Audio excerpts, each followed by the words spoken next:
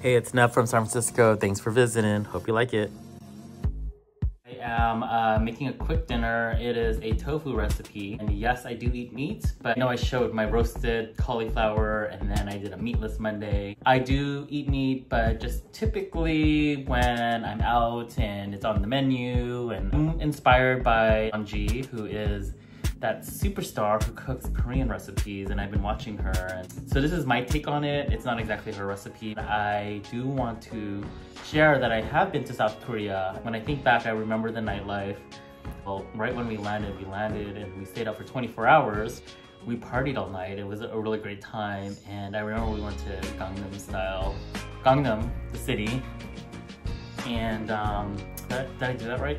And I just remember eating a lot of great food, a lot of barbecue, a lot of bibimbap food. And when I crave it, I crave it. Anyone out there love the smell of garlic like I do? Yeah, delicious.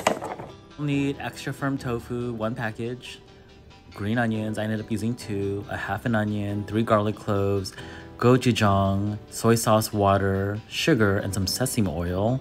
This is the sesame oil that I picked up at Safeway, and this is a gochujang chili sauce from Whole Foods. It's a vegan version, and it's all right. So all you need to do is chop things up. No need to stab anything, no matter how stressful the day was. But just go ahead and start cutting.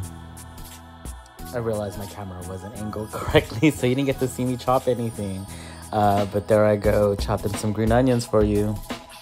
After draining your tofu, you want to put it on a paper towel and pat it dry. And you want to make sure you get rid of all that water so it could pan fry pretty crispy if you'd like it to. All right, so you are going to cut it into squares. I usually like to do this way. And then slice it right down the middle to make some squares. You'll see me do it. I was gonna go for another slice, and then I changed my mind and just went for the middle. Just like that. In this bowl, I already have a tablespoon and a half of sugar. Pour in my 6 tablespoons of soy sauce. Next, you want to pour in the gochujang sauce, and I did 4 tablespoons. Then I'm adding the sesame oil, that's 2 tablespoons. All right, you're gonna heat up some oil, medium-high, and start putting the tofu in. My tip to you is that you don't flip it over until it's ready to release. I was a little impatient, so you'll see some of these broken up just a little bit. Okay, so I flipped it over. As you can see, some of them are crispier than others. They kind of stuck. Oh well. All right, so I took out the tofu, put them on a paper towel to remove some excess oil, put some onions in to pan fry it, and the garlic, and then you put the tofu back in. As you can see, I didn't put all the tofu in because I didn't have enough space. All right, then you pour in the sauce mixture and stir it up. This is kind of breaking the rules, but I am going to throw in some leafy veggies because that's the right thing to do.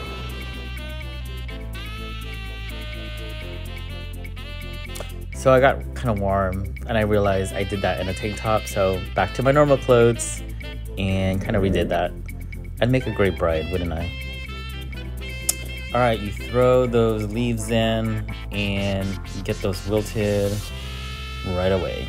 Then you throw in some green onions and get to mixing.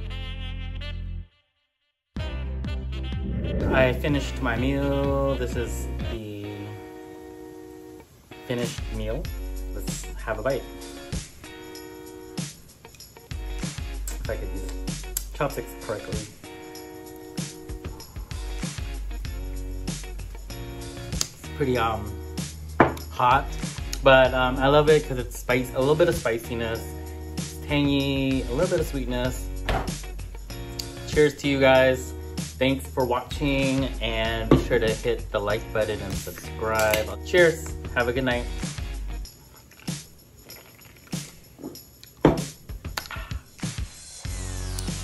Now that I'm done with dinner, I could sit and relax and watch some TV with Mila. She likes the company.